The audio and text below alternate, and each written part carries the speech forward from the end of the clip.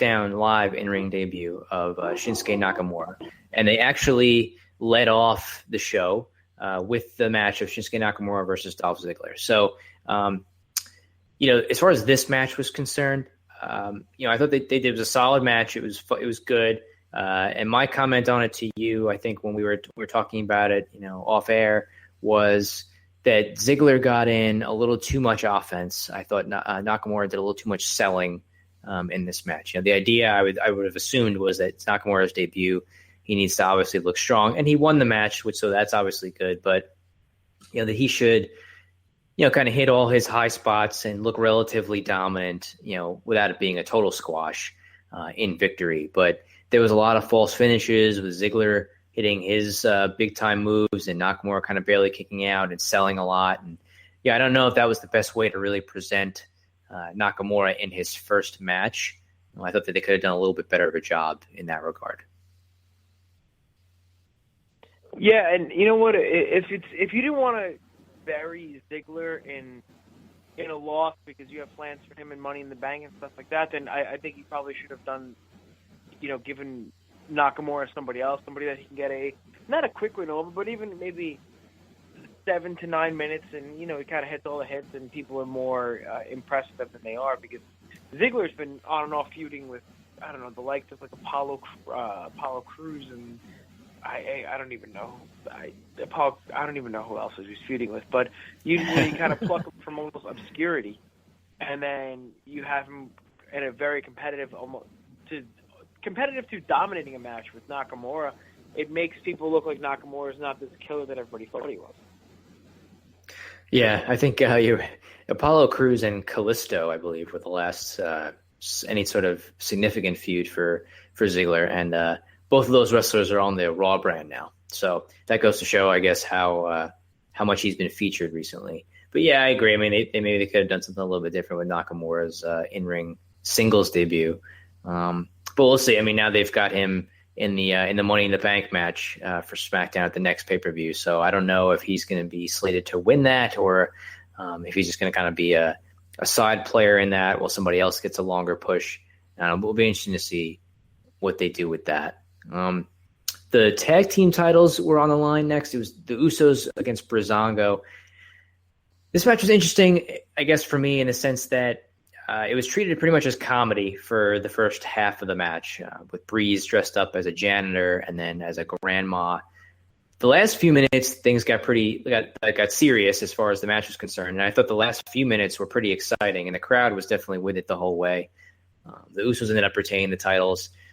I could have done without the heavy comedy early on, but I thought in the end the match is pretty entertaining, and I'm a fan of Breezango, so I can't really. I like the way that they seem to have good personalities, and they're both pretty good in the ring. So I liked this match kind of for what it was.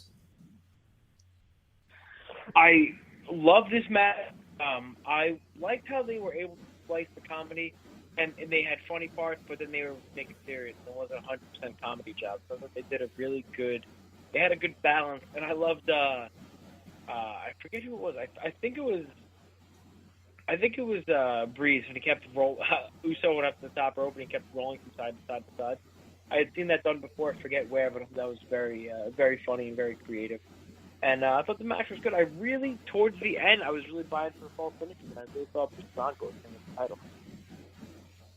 Yeah, I thought it was pretty cool that they the way that it ended and some of the high spots and stuff at the end. So I hope that those guys continue to get featured on SmackDown, whether it's for the tag titles or in another feud. I'd like to see them continue on being featured on the show each week because they're pretty entertaining. Sami Zayn defeated Baron Corbin in a one-on-one match. It's about 15 minutes long. I was somewhat surprised by the finish of the match, but I thought they had a solid match and nothing great.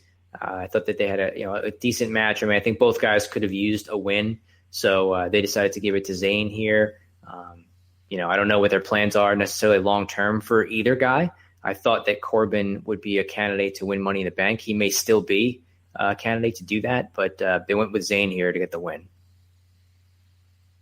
I like Corbin. I don't love him. I'm obviously a huge mark for the Sami Zayn, so I was glad we got the win. I was also glad that when he got the win, it wasn't a roll-up. He hit his finish. He kept the haluva kick strong, and he. I don't think. I mean, we have to ask an historian here, which I mean you. But has anybody ever kicked out of the haluva kick, Joe? That's a good question. I don't remember if anybody kicked out of it in NXT at any point. I can't recall it happening, so I would say that if it has happened, it's been pretty rare. So that's why I was glad to see that finish get the win. They're protecting it, and it means something when he hits it. So I think Sami Zayn needed the win more than Corbin did here. Corbin hasn't lost that much, and Sami Zayn put on the losing end of a lot. So it was good for him to get the win. Okay. In the interest of time, I'm going to skip over the women's six-man tag match. I don't think there was too much there. The heels ended up winning the match, so there's just not really too much to say about that. The next match was Kevin Owens against AJ Styles for the U.S. title. They got a lot of time. They got over 20 minutes. I thought the match was good, very good. I think expectations for myself, at least, were a little bit higher for these guys, just given what they're capable of. Took a little bit of time for the match to really get going, but I thought the match was very good. The finish was a little bit. It was interesting. It was creative in the sense that I hadn't really seen something like it done before, but it's also kind of one of those count out finishes that leaves people wanting an actual legit finish. But Styles had Owens up on the announce table, and his foot slipped through. Spot where the monitor would be in the table, and he got caught up there, and Owens ended up winning by count out. So I understand that they want to protect probably both guys and not have either of them pinned, which I mean, I'm okay with count out finishes from time to time. I don't mind that because, I prefer that Styles or Owens not get pinned or submitted here. You don't have to do that every single time. So I thought the match was good. The finish probably could have been better, but if they want to keep this going as a longer term program, then I think I'm okay with kind of how things played out here. Yeah, I'm going to disagree with you on a part of it. I think the finish was good because I feel like, well, actually, maybe I'm agreeing with you, but disagreeing with the finish. I think the finish was good. The count-out was the right thing to do. Both guys looked strong. Owens kind of looked like a little bit of a douche, which is what they're going for. But I think if AJ or KO is going to take a pin or a clean loss, it should not be a Backlash. And I think that's maybe what they're doing. Maybe you'll see them two rematch at SummerSlam, depending on who wins Money in the Bank. But AJ's not getting any younger, but he's still amazing, and I think he's actually only getting better as a performer. But get a title on him and leave it there. Bring legitimacy to the title and make people want to watch the show. Yeah, I agree. I mean, I think when he was WWE champion for about 4 months or so at the end of last year into the beginning of this year, it was a really strong period for that championship and for SmackDown, the show itself, with him, as basically the main event guy. That the show was kind of revolving around while John Cena was away. So I think that's, getting him in a spot where he can be featured as much as possible is the right thing to do. Luke Harper beat Eric Rowan next. Again, I don't want to spend too much time on this match. It was kind of in a dead spot.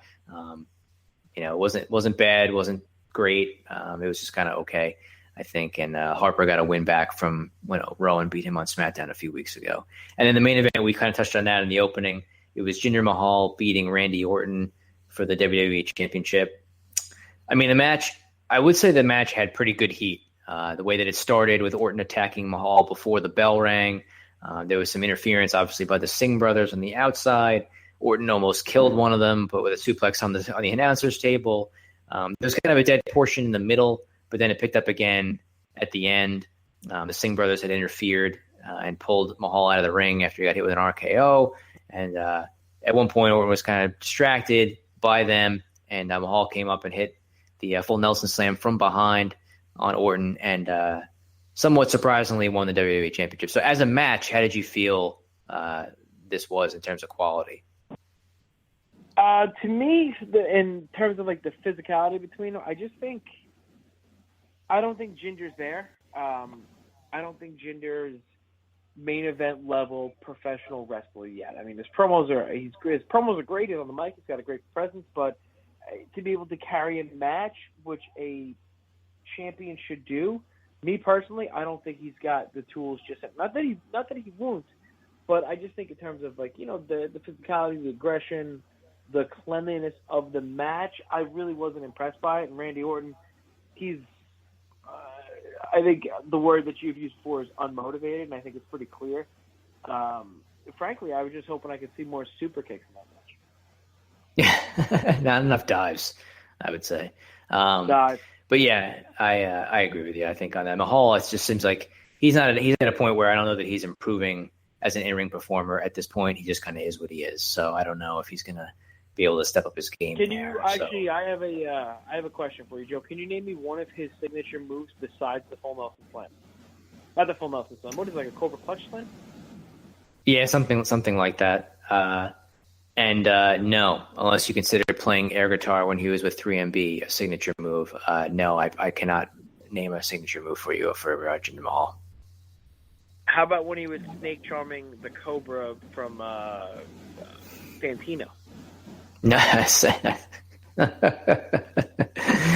I do not recall, but I guess now we'll get the chance to see it, as we'll probably be subject to several Jinder Mahal matches on television for the next few months. So that will be entertaining. What's your grade on this show, buddy? I'm gonna go C+. Okay, yeah, I'm gonna go C. I think it was just the definition of average. I was not expecting a lot from it, so in that respect, I think it probably did a little bit better than what I was thinking it would do. But just overall, I would say it was an average show. Nothing really actively poor, but nothing really blow away that would make you say, "Oh man, you got to go back and see that," because there wasn't anything too crazy about it. We've got about 3 minutes or so left, buddy. Do you want to let everybody know where we're going to be this weekend on Saturday night at the House of Glory show over here in Jamaica, Queens? Saturday night, we're going to be at House of Glory. We're looking at Cody Rhodes versus Anthony Gagnon for the House of Glory title. We have Leo Rush versus Kenny Broadway. We have Red Dragon versus EYFBO, a.k.a. LAX. I am looking forward to this card, man. Also, TJ Marconi is going to be there, who I'm now a big fan of because of how nice he was to us last weekend at House of Hardcore. Oh, there you go. That's right. So, yeah, it should be a good show. It's first time, I think, for us at a House of Glory show. House of Glory is Amazing Red's school, I believe, in promotion. It'll be over in Jamaica, and the card looks pretty good. I think there's also going to be an appearance by one Booker T, I believe, is going to be at the show as well, which would be pretty interesting. So I'm interested to see what the experience is like, I think, and if anybody is in the area and wants to go check out the show, go check out House of Glory and see if you can get some tickets available, and we'll be there, I think, near ringside. So if anybody's there and wants to come down and say hello, we'll be there. Yeah, I'll be the guy wearing the Red Dragon shirt, marking my face off. I may also wear a Red Dragon shirt. I'm not sure if that's going to make us look more, I don't know what the word is, markish than usual, but maybe we should just roll in with dueling Red Dragon T-shirts and see how that goes for us. If only because we can't find a Top Guys shirt, I will be okay with wearing 2 Red Dragons. Yeah, Revival needs to get on top of that so we can get Top Guy shirts, because I would pretty much just wear that every single day, including to work. Yeah, I'm waiting for Dawson to get back to me. I'm sure it'll happen in no time. Well, buddy, I think that's going to probably do it for us this week. I think we covered a lot of ground. I think next week, probably a lot of stuff that we're going to go over. I mean, Raw's got a pay-per-view coming up again soon. These things are coming fast and furious. We're going to talk. We want to talk a little bit about Impact too, so maybe we can kind of jump in on that bandwagon next week. I'm going to go finish watching Impact right now, so I'll have plenty to talk about, buddy. All right, buddy, that sounds good. Why don't you close it out for us? At Twitter, Instagram, Facebook, All Night Long WP, ProWrestling.com, All Night Long Wrestling Podcast is on iTunes. We're on YouTube. We're on Twitter. We're on everywhere. My personal handle is at NY Enforcer if you want to talk to me about mixed martial arts or, late 70s, early 80s cartoons, whatever you want to do. Until next time, he is the Stallion, I'm the Enforcer, and we're tapping out.